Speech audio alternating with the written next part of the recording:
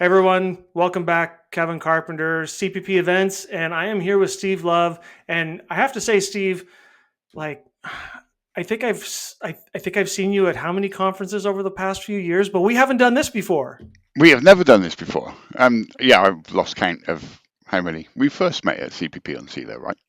Yeah, I do believe so. And so, you're a developer with a wide range of experience delivering robust, working, and supportable systems. I'll absolutely agree with that. You've got a great C Sharp book that, man, I love you. And C Sharp, it is a good book, but it's C Sharp, and I'll forgive you. And there's a new one just about to come out. No, it's Also C okay. sharp. So Yeah. so C Sharp, like I haven't written it in a long time, but I have to say it is a great language. It was always enjoyable to write in, but it has literally been probably 8 years for me since I last used it on Quite anything a bit's serious. changed in that time, I bet. Yeah. Yeah, I can't even imagine. Has the performance gone up a lot? Yeah, they've worked hard on the runtime. So it's, That's yeah, the and it's funny performance too stuff is. because for as many people as I know, so we're talking about C++ and CPP on C, which by the way, 23rd to the 25th of June. And if you're really, wanting to improve your skills, we got workshops this time after the conference, which is kind of cool. So you can enjoy the conference and then we'll have workshops on the 26th and the 27th. But so that's the part I've kind of laughed because, when you come to the conference, I have your C Sharp books out and we're at a C++ conference, right? Yeah. So, yeah, it is kind of peculiar because I tend to put on my badge that I'm actually a C sharp programmer and I'm hiding in the shadows. But my background is in C++. I grew up, I cut my teeth as a professional developer in C++. Yeah, I was going to say you've had large scale, systems as I understand, and I mean Barclays, HSBC, Lloyd's, even working on an F1 team. Yes, although that was much less glamorous than it might sound. Um, Well, we can go with the glamorous view. It sounds better. I wish it had been more glamorous, but yeah, I never got to go trackside or any of the exciting stuff. It was all back office software, but it was interesting to see behind the curtain a bit in F1. That was quite fun. I can't imagine. Like I like motorcycles and not necessarily going fast because I'm getting older, but I used to like going fast. Unfortunately, I used a helmet cam and that got recorded. And well, anyways, I don't go fast anymore. But we're here to talk about CMake for the impatient, right? I mean, that's Right. your talk you're giving this year at CPP on C, C++ Yeah. on C. So, and so, I mean, really, the talk really, it is what it says on the tin. CMake, when I first encountered it, it was okay. Stepping back a little bit, we talked that I'm really a C sharp programmer, and the build systems in .NET are unified as part of the platform, and it's all very easy and very straightforward because you've got this virtual runtime that you're compiling to. And obviously C++ is a little different because it compiles straight to the metal, and you need to worry about platforms, and you need to worry about environments, and you need to worry about different CPUs and different memory layouts, and all of these things that we've had a variety of tools over the years in C++. But CMake does a lot of the heavy lifting on that, and it's a big old tool. But with that, it's got a vast amount of different documentation, and you can get conflicting reports by looking at Stack Overflow, or even just the same page on Stack Overflow. So when I first encountered CMake, it all seemed really big and really difficult to get Mm-hmm. a handle on. And I am impatient. I want to get stuff done. So I thought, okay, well, is there a way that I can learn enough about CMake to get stuff running, to do stuff, to do some real things, Right. build real projects without having to do anything really complicated. And so this Yeah. talk really grew out of that. And I want to show that to do simple stuff, it's really simple. And to do some, even slightly complicated stuff, it's actually simpler than it looks.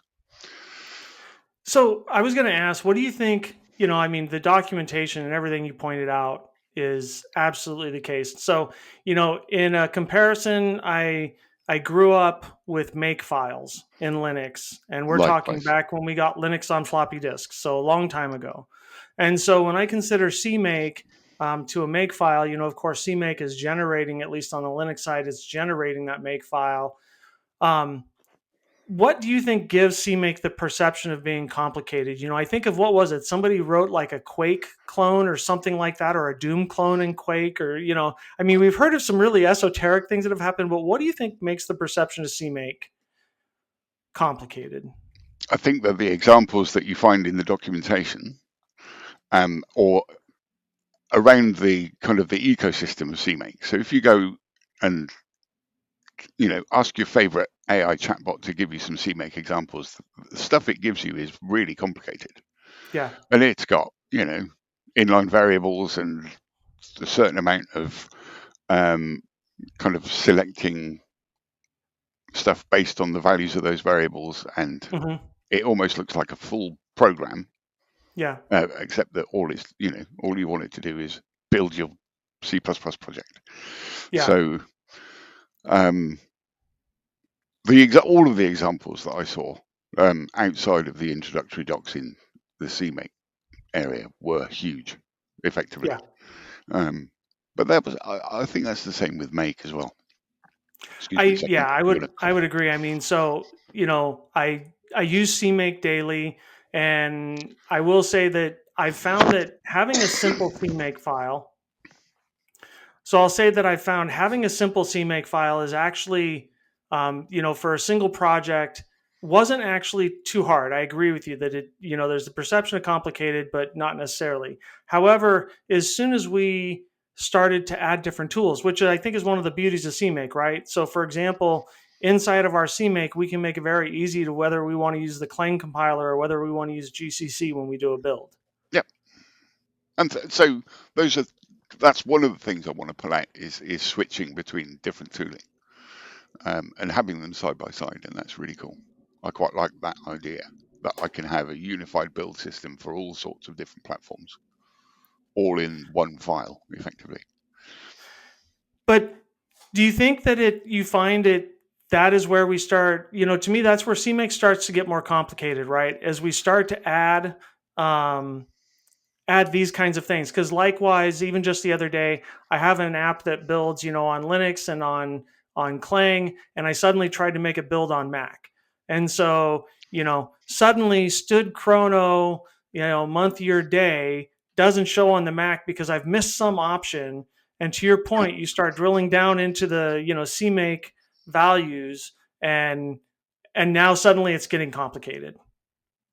Maybe I guess I'm not going to try and delve that deeply. Not having access to a Mac, I can't help diagnose that one, Kevin. Sorry, but I think that there is, as I say, for the simple stuff, it's really simple. So just building your C++ project that's got standard library, as long Right. as your standard library is complete and accessible, then everything should be fine. Yeah. Making sure that you're pulling in the right stuff when you start using third-party libraries. That's when things get really, I was going to say really hairy, but actually there are some simple tricks to cope with that. But it's the perennial problem in C++, isn't it? Where's your include path? Right. Is it the right, is it the right place for your platform? Are you looking at the right version? And CMake does a lot of that heavy lifting automatically by discovering stuff.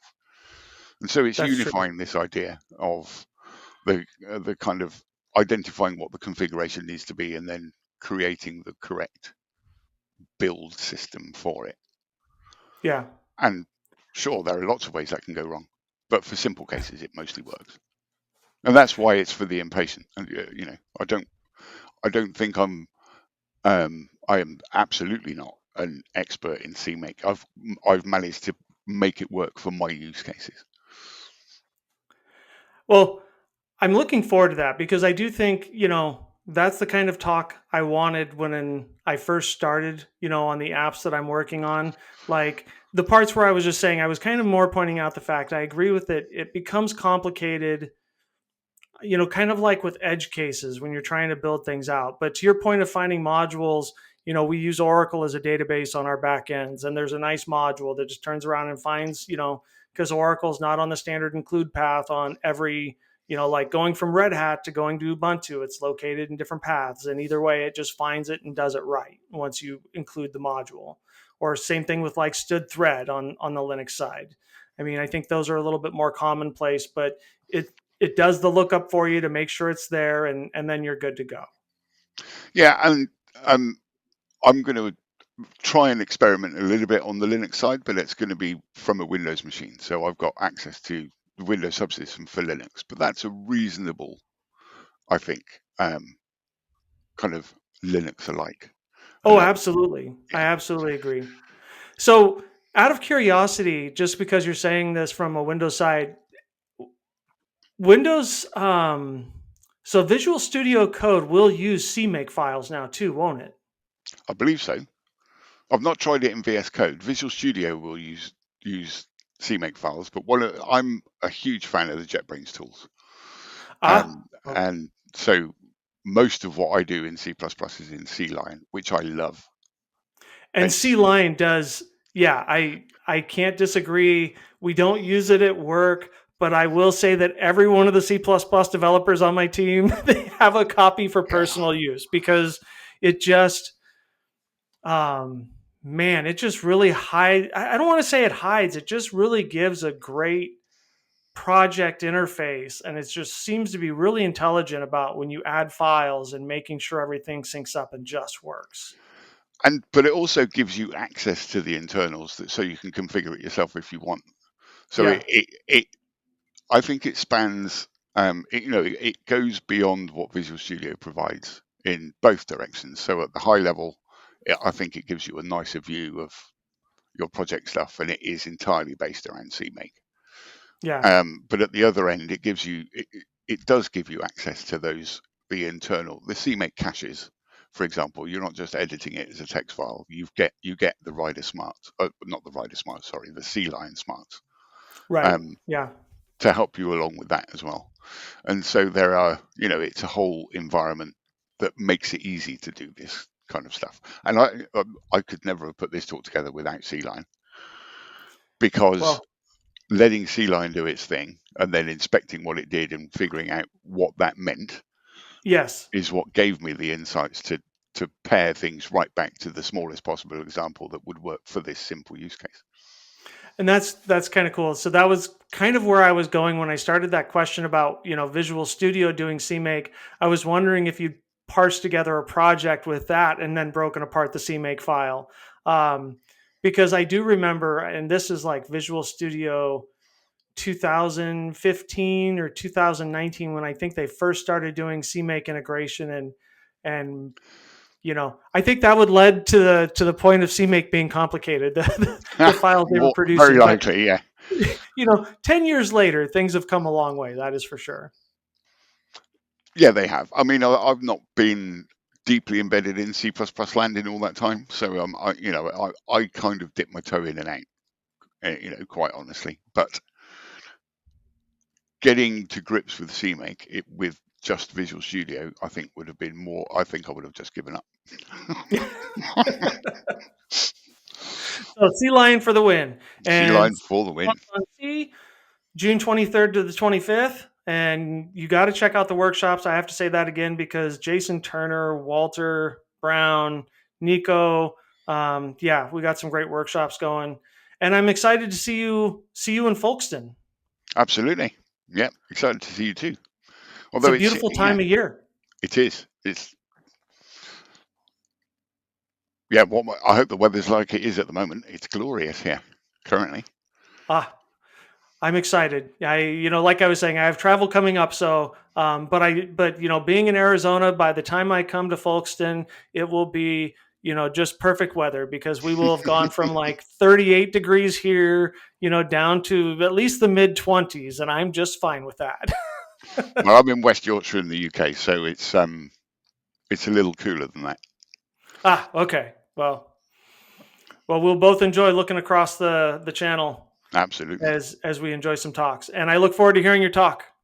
Thank you very much. Thanks for your time today, Steve. Thanks, really Kevin. Appreciate it. See you there.